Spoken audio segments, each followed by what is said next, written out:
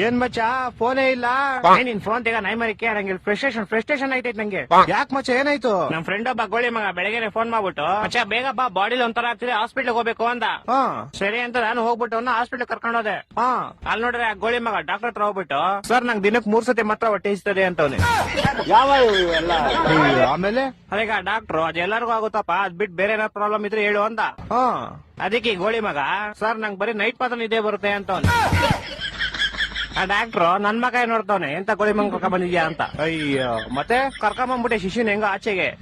ಆಚೆ ಬಂದ್ಬಿಟ್ಟು ಶಿಷ್ಯ ಹಾಸ್ಪಿಟ್ಲ್ ಎಲ್ಲ ಫುಲ್ ನೋಡ್ಬಿಟ್ಟು ಮಚ್ಚ ಈ ಹಾಸ್ಪಿಟ್ಲ್ ನಂಗೆ ತುಂಬಾ ಸ್ಪೆಷಲ್ ಅಂದ. ಏನೋ ಸ್ಪೆಷಲ್ ಅಂದ್ರೆ ಮಚ್ಚ ನಾನು ಈ ಹಾಸ್ಪಿಟಲ್ ಹುಟ್ಟಿದ್ದು ಅಂದ. ಅದ್ರಲ್ಲಿ ಸ್ಪೆಷಲ್ ಐತಂತೆ. ನಾನು ಸೇಮ್ ಕ್ವಶನ್ ಕೇಳ್ದಪ್ಪ. ಮಚ್ಚ ನಾನ್ ಚಿಕ್ಕ ವಯಸ್ಸಲ್ಲಿ ಹುಟ್ಬಿಟ್ಟೆ ಅದೇ ಸ್ಪೆಷಲ್ ಅಂತ. ಒಂದೊಂದಲ್ಲ ಅದ್ ಬಿಡಪ್ಪ ಹೋಗ್ಲಿ. ಮಚ್ಚೆ ಹುಟ್ಟಿದ ತಕ್ಷಣ ನಂಗೊಂದ್ ಸೀಕ್ರೆಟ್ ಗೊತ್ತಾಯ್ತು ಅಂದ. ಏನ್ ಸೀಕ್ರೆಟ್ ಅಂದ್ರೆ ಮಚ್ಚೆ ಹುಟ್ಟಿದ ತಕ್ಷಣ ನೋಡ್ತೀನಿ ನೋಡಿದ್ರೆ ನಮ್ಮಮ್ಮ ಲೇಡೀಸು ನಮ್ಮಪ್ಪ ಜೆಂಟ್ಸು ಅಂತ. ಹೊಟ್ಟೆ ಎಷ್ಟು ಉರ್ಸ್ತಾವ್ರೋ ಆ ಪಕ್ವತ್ನ ನೋಡಿದ್ರೆ. ಮಚ್ಚ ಬಂದ ತಾಳ ಅವನೇ ಬಂದ. ಮಚ್ಚ ಏನ ಮಚ್ಚ ಗಾಡಿ ಏನೋ ಪ್ರಾಬ್ಲಮ್ ಆಗ್ಬಿಟ್ಟೈತ್ ಮಚ್ಚ.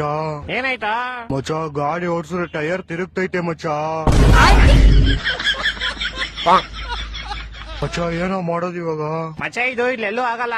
ಏರೋಪ್ಲೇನ್ ಟೈರ್ ರಿಪೇರಿ ಮಾಡ್ತಾ ಗೊತ್ತಾ, ಅಲ್ಲೇ ಹೋಗ್ಬೇಕು. ಅಲ್ಲಿಗೆ ಫೆಬ್ರವರಿ 30ನೇ ತಾರೀಕು ಹೋಗೋಣ, ಸರಿನಾ?